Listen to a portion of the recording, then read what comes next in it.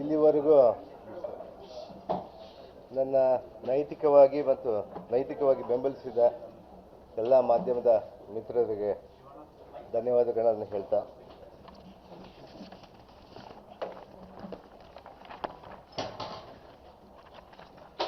ಈ ಸಂದರ್ಭದಲ್ಲಿ ನಾನು ಕೆಲವು ವಿಚಾರಗಳನ್ನು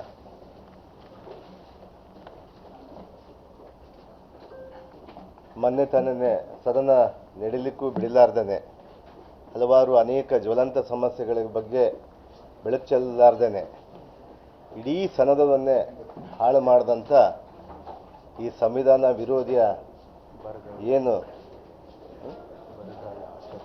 ಸಂವಿಧಾನದ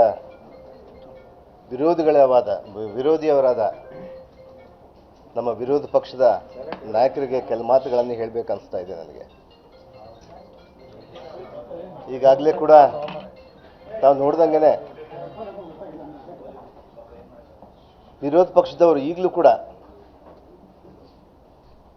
ಮನುಸ್ಮೃತಿಯನ್ನೇ ಸಂವಿಧಾನ ಅಂತೇಳಿ ಮನುಸ್ಮೃತಿಯನ್ನೇ ಜಾರಿಗೆ ಮಾಡಲು ಇವತ್ತು ಕೂಡ ಪ್ರಯತ್ನ ಮಾಡ್ತಾ ಇದ್ದಾರೆ. ಇವತ್ತು ಅವ್ರಿಗೆ ಗೊತ್ತಿಲ್ಲ ಈ ಯುಗ ಎಂಥದಂತೇಳಿ.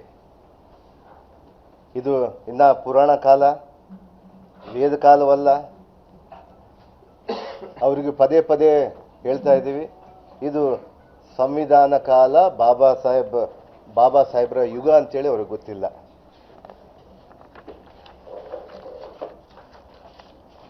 ಕಳೆದ ಉತ್ತರಕಾಂಡದಲ್ಲಿ, ರಾಮಾಯಣದ ಉತ್ತರಕಾಂಡದಲ್ಲಿ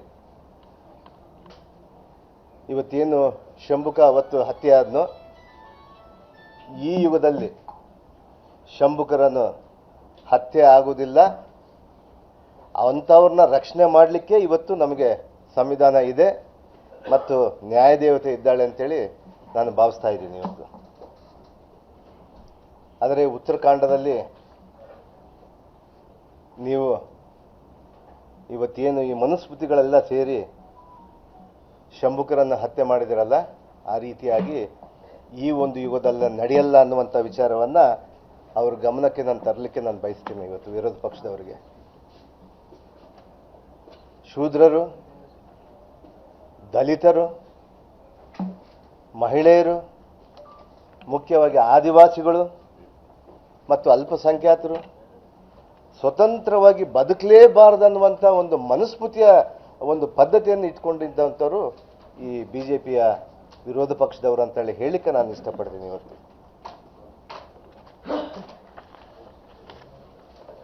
ಆದರೆ ಇಂಥ ಯುಗದಲ್ಲಿ ಇವತ್ತೇನು ನಾನು ಈ ಹಿಂದೆ ಎಲ್ಲ ಹೇಳಿದಂತೆಯೇ ಅಂಥವಕ್ಕೆ ಅವಕಾಶ ಮಾಡಿಕೊಡಲ್ಲ ಅನ್ನುವಂಥ ಗಟ್ಟಿ ನಿರ್ಧಾರ ಯಾಕಿದೆ ಅಂದರೆ, ಇದು ಇವತ್ತು ನಮ್ಮ ಸಂವಿಧಾನ ನಮ್ಮನ್ನು ರಕ್ಷಣೆ ಮಾಡುತ್ತೆ ಅಂತೇಳಿ ಅದರ ನಂಬಿಕೆಯಲ್ಲಿ ನಮಗೆಲ್ಲ ಕೂಡ ಅಪಾರವಾದ ನಂಬಿಕೆ ಇದೆ. ಇವತ್ತೀಗಾಗಲೇ ಕೂಡ ಈ ವಿರೋಧ ಪಕ್ಷದಿಂದ, ಈ ಕುತಂತ್ರ ರಾಜಕಾರಣಗಳಿಂದ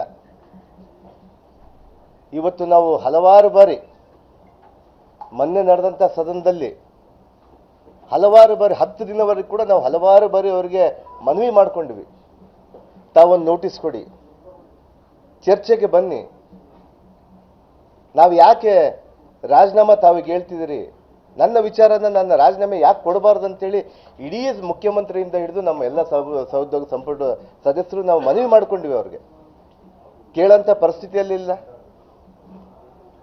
ಎಂಥ ಒಂದು ಅದ್ಭುತವಾದಂಥ ಅವಕಾಶ ಇವತ್ತು ರಾಜ್ಯದಲ್ಲಿ ಬರಗಾಲ ತಾಂಡವ